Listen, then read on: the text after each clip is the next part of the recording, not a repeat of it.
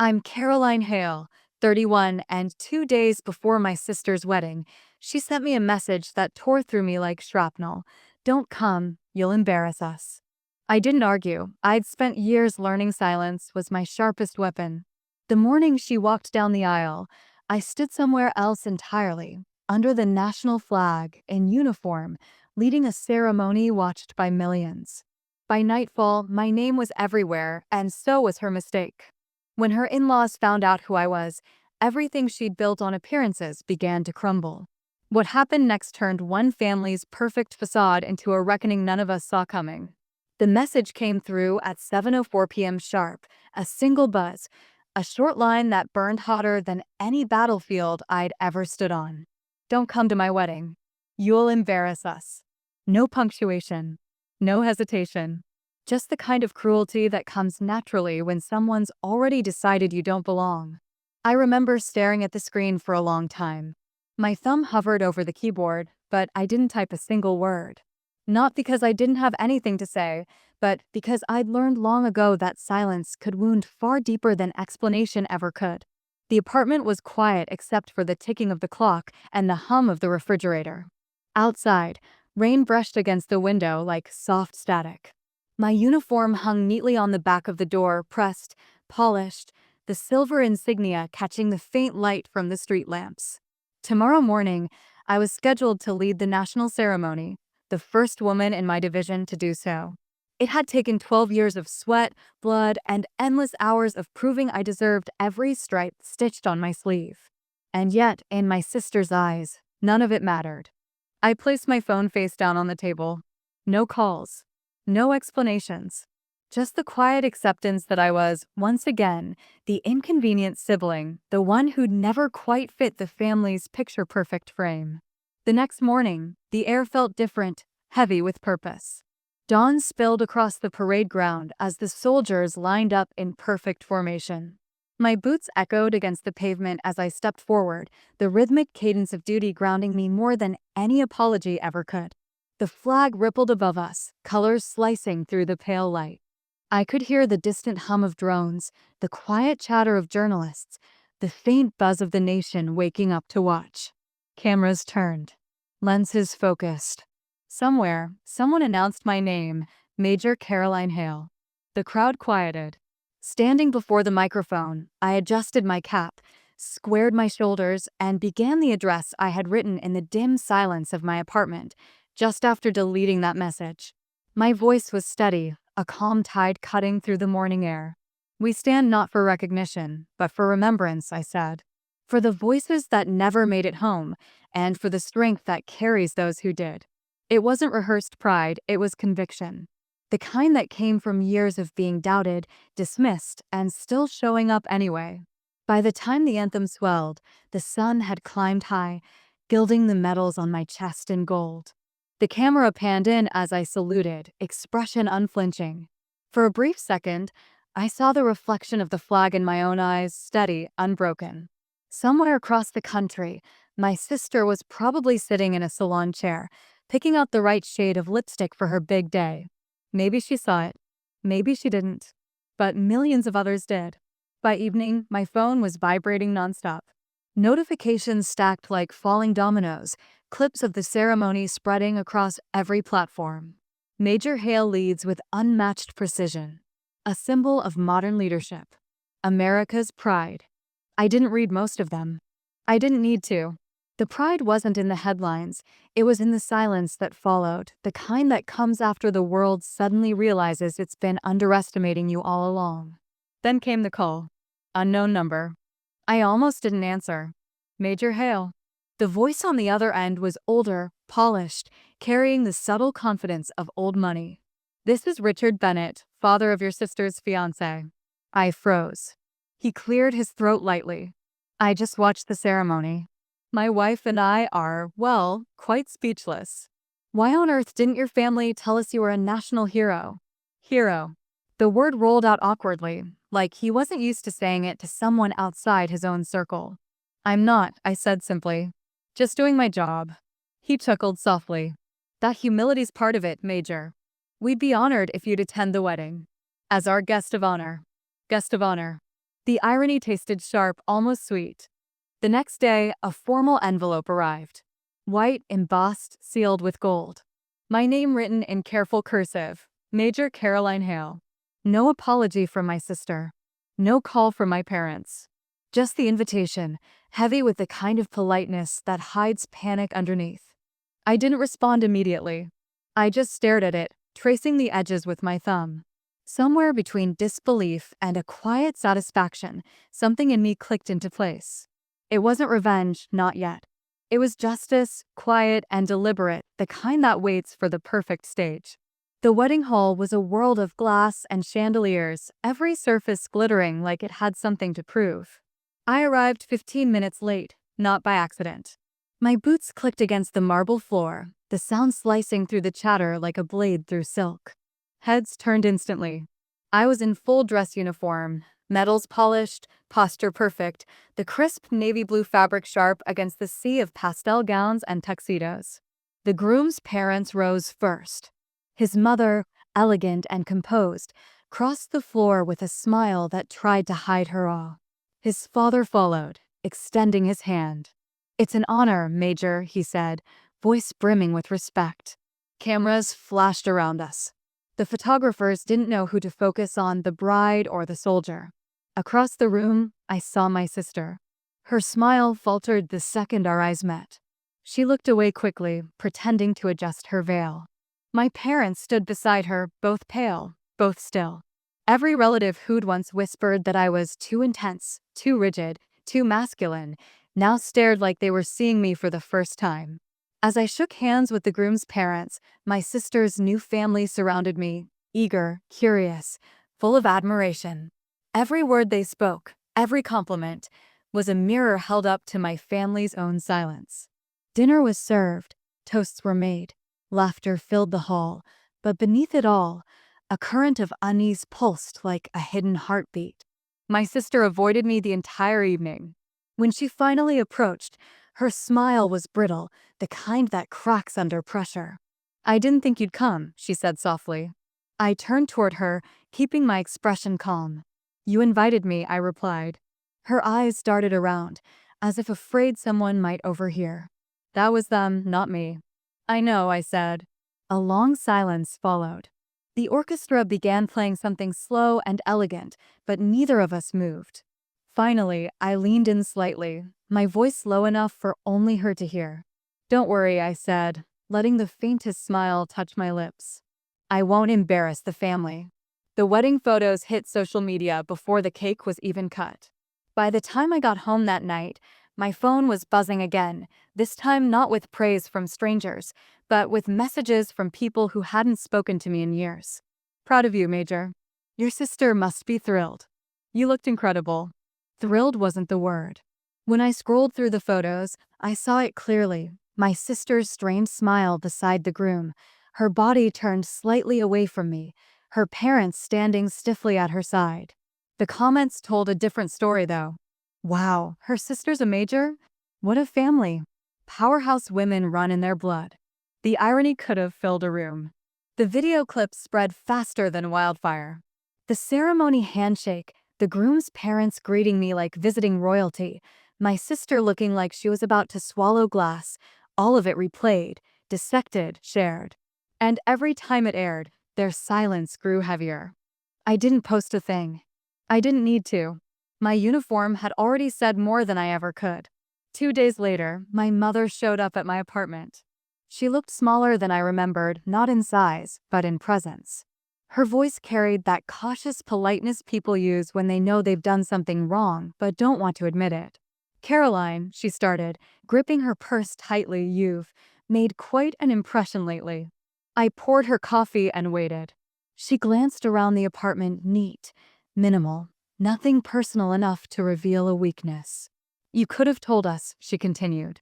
"About the ceremony, about how important it was." "I did," I said quietly. "You just didn't listen." She flinched. It wasn't anger that passed across her face, it was realization. For years, I'd been the child too focused, too disciplined, too distant. They'd written me off as cold, not realizing that discipline was the only way I'd survived being invisible in that family. "Your sister's upset," she murmured. "She said you made her feel small on her wedding day." "She did that herself," I replied. The air between us thickened. For once, she didn't have a retort. She just sat there, holding her cup like it might anchor her to the conversation. "Finally," she said, "her in-laws adore you. They've been telling everyone how proud they are to have you in the family. They even said the guests were more interested in meeting you than the bride." I didn't smile. I didn't need to. The truth was enough. After she left, I stood at the window for a long time, watching the city lights blur against the glass. The attention wasn't what I wanted, it was the shift. The quiet, unmistakable tilt in power. For once, I wasn't the one trying to prove something. They were. The next morning, I received a call from the groom's mother, Mrs. Bennet. She spoke with the easy warmth of someone used to getting her way, but I could hear the genuine admiration underneath. "My dear," she said, "I've been thinking. We're hosting a charity gala next month for veterans and service families. You must be our guest speaker. The press would love it, and honestly, you'd be the perfect face for the cause." It wasn't really an invitation. It was a spotlight being handed to me on a silver platter. "I'll think about it," I told her. "Oh, do," she said brightly. "It'll mean so much to our family. Especially to your sister. You two should stand together, show unity. It would be wonderful." Unity. The word had never sounded so staged. When the call ended, I leaned back in my chair. They didn't see it yet, but the story had already begun to shift. The Bennets were the kind of family that thrived on image. Reputation was their currency. My sister's marriage into that world was supposed to elevate her. Instead, it was my name on the headlines, my face in the pictures beside theirs. And they couldn't undo it. That weekend, I drove out to my parents' house, the same white two-story I'd grown up in, where every photograph on the wall had my sister front and center. There was a new one now, her and her husband, framed and smiling. But I noticed something else right beside it, almost tucked in like an afterthought, a printed photo from the wedding. I was in it. Progress, I supposed. My father met me in the kitchen. He was never one for small talk, but today he tried. "Proud of you, kid," he said, avoiding my eyes. "That ceremony, it was something else." "Thanks," I said. He nodded. "Your sister's just sensitive, you know. Always has been." "She's an adult," I replied. "She can handle her own decisions." He didn't argue. He just sighed, looking older than I'd ever seen him. Before I left, my mother handed me a small box. "Your grandmother's brooch," she said. "It should have been given to you earlier, but we thought it might not fit your uniform." I opened the lid. Inside, the silver pin gleamed softly, shaped like a hawk in flight. "It fits now," I said, closing the box gently. On the drive back, the road stretched long and quiet. For the first time in years, I didn't feel like the outsider in my own story. I wasn't angry anymore, not even hurt. I was patient. I understood now that sometimes vindication doesn't roar. It just waits, silent and sure, until the moment it's impossible to ignore. 2 weeks later, my sister called. Her voice was hesitant, laced with forced casualness. "I heard you're speaking at the Bennett's gala," she said. "Maybe," I answered. "Why?" "They've been talking about you nonstop," she said. "Mom said Mrs. Bennett wants you front and center, before me." I could hear the strain tightening her tone. "Sounds like she admires you," I replied. "Don't do that," she snapped. "You know exactly what this looks like." I stayed quiet. I could hear the strain tightening her tone. "Sounds like she admires you," I replied. "Don't do that," she snapped. "You know exactly what this looks like." I stayed quiet. "You always have to be the one on top, don't you?" she whispered, her voice breaking. "Even when you say nothing, you make me feel small." For a moment, I almost felt sorry for her. But then I remembered that text, the one that told me to stay away because I'd embarrass the family. "You made your choices," I said softly. "And so did I." The line went silent. Then she hung up. The Bennett's charity gala was the kind of event designed to be photographed. Crystal chandeliers, champagne towers, and a crowd that spoke in money rather than words. Every person there carried a name that could open doors. And tonight, mine was the one everyone wanted to shake hands with. I arrived just as the orchestra began tuning. The valet straightened the edge of my uniform jacket with a reverence I wasn't used to. Inside, the lights caught the polished silver on my chest, throwing back tiny sparks of reflection across the marble floor. Cameras turned immediately. Conversations paused. It was the kind of silence that carried weight. Mrs. Bennet was the first to greet me. "Major Hale," she said brightly, pulling me in for a picture. "You look extraordinary. Everyone's been dying to meet you." Her husband followed, offering a proud smile. "We're honored to have you here. You've given this event real meaning." I nodded, calm but alert. I'd learned long ago that attention is both a weapon and a test. The more people look, the more they reveal. Then I saw her. My sister stood near the stage, dressed in soft gold, her posture stiff, smile glued in place. She looked beautiful, the kind of beauty that photographs well but doesn't last long when the light shifts. Her husband was beside her, trying too hard to appear supportive. When she noticed me, something flickered behind her expression, not anger this time, but uncertainty. Mrs. Bennet took the microphone a few minutes later. Her voice carried easily through the hall. "Tonight, we celebrate courage, service, and the people who protect the very freedom that allows us to stand here. And no one embodies that better than our guest of honor, Major Caroline Hale." Applause filled the room. Cameras flashed like lightning. I stepped up to the podium. For a moment, I just looked at the crowd. Rows of polished faces, expensive smiles, and behind them, a sea of lenses waiting to capture every word. "Courage," I began, "isn't loud. It's not the medals or the ceremonies or the titles. It's doing what's right when no one's clapping. It's standing alone and still standing tall." The room quieted. Even the photographers stopped moving. I could feel my sister's gaze, sharp and unblinking. "Sometimes," I continued, "we think strength is about proving something to others. But the truth is simpler. It's about knowing who you are, even when the people closest to you don't." That line wasn't part of the prepared speech. It came out before I could stop it, steady and pointed. A few people shifted uncomfortably. Others nodded, thinking I meant it metaphorically. But my sister knew. Her face went pale. When the applause came, it was long and genuine. I stepped off the stage to find a crowd waiting. Reporters asked questions, hands reached out for photos, and Mrs. Bennet couldn't stop smiling. "You were perfect," she said. "Absolutely perfect." Across the room, my sister stood frozen, surrounded by people congratulating me instead of her. She looked like she was holding herself together by a thread. For once, I didn't feel satisfaction, just clarity. I hadn't stolen her spotlight. She'd given it away the moment she decided I wasn't worthy of one. Later, during the dinner, she approached me. Her voice was low, trembling at the edges. "You made your point," she said. "Everyone's talking about you again." "I didn't plan that," I replied. "They asked me to speak." "You could have said no." I looked at her carefully. "Why would I?" She laughed once, sharp and humorless. "Because you already had your moment. You didn't need to take mine too." I set my glass down.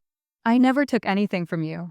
You pushed me out of your life, and now you're upset that people noticed I survived without your approval." She didn't respond. Her eyes filled with something like regret, but she turned away before it could become an apology. The rest of the night moved quickly. Reporters wanted follow-up interviews. Invitations came in for more public appearances. The Bennett's charity raised record numbers. By midnight, my name was trending again, this time not just as a soldier, but as a symbol of resilience. When the last guests started leaving, Mrs. Bennet pulled me aside. "I hope you'll keep in touch," she said warmly. "You've brought such pride to our family." Our family. The irony wasn't lost on me. Outside, the cool air felt cleaner than anything inside that ballroom. The city lights stretched out across the skyline, and for the first time in a long while, I felt completely still. I'd spent years trying to earn acceptance from people who didn't understand me. And when they finally really saw me, it wasn't because I begged for it. It was because I'd stopped trying. A week later, I received a letter in the mail. The handwriting was familiar, my sister's. Inside was a short note. "I shouldn't have said what I did. You didn't embarrass us. You made me realize how much I've been hiding behind other people's approval. I'm sorry." No excuses. No justifications. Just honesty. I didn't reply right away. I read it twice, folded it neatly, and set it inside the same box that held my grandmother's brooch. Some wounds didn't need to be reopened. They just needed to stop bleeding. Months passed. The ceremony footage faded from the headlines, but my life didn't go back to what it was. I was invited to mentor new recruits, speak at universities, consult on veteran programs. The work was fulfilling, but it wasn't the recognition that mattered, it was the peace. One evening, I got another call from my sister. This time, her voice sounded lighter. "Mom said you're coming home for Thanksgiving," she said carefully. "I might," I replied. "Well, if you do, maybe you can wear the uniform again," she joked weakly. "You make everyone behave." I laughed, the first real laugh we'd shared in years. "No promises," I said. When the call ended, I realized something important. Forgiveness doesn't erase what happened, but it frees you from living in the moment it did. I wasn't the forgotten sister anymore. I wasn't the family's embarrassment. I was simply me, whole, steady, and no longer defined by their opinions.